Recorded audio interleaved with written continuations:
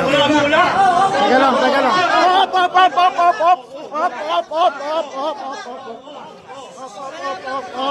Okay, hop. Walang manunulak.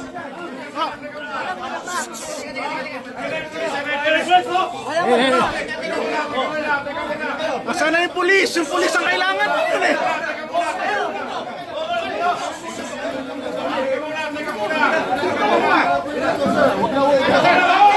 Sir, bakit kayo nandyan? Dapat dito kayo. Yung pulis.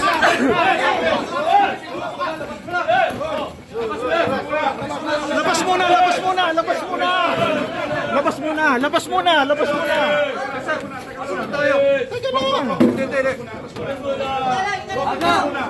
Teka lang, oy. Walang tutulak.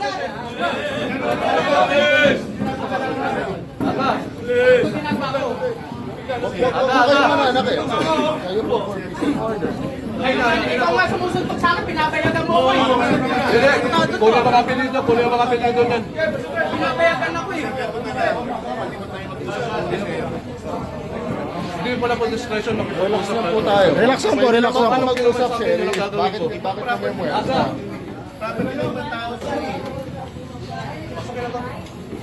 Sige, sir. Malinaw na po. Malinaw po yan. Ang amin. Sana makinig kayo dahil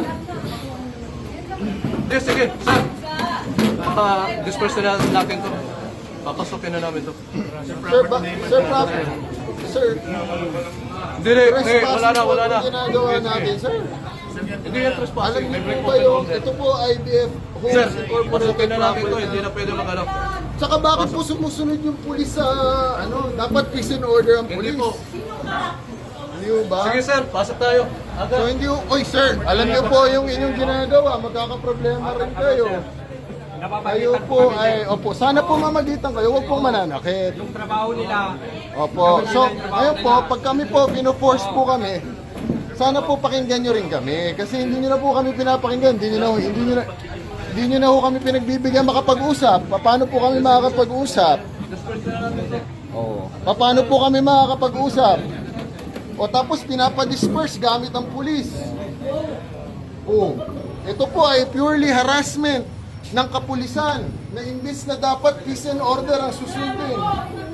Hindi ba? Tapos meron ding sumisigaw. So, sana po, kalmado lang. Pwede naman kami mag-usap. Pwede po bang hayaan nyo muna kami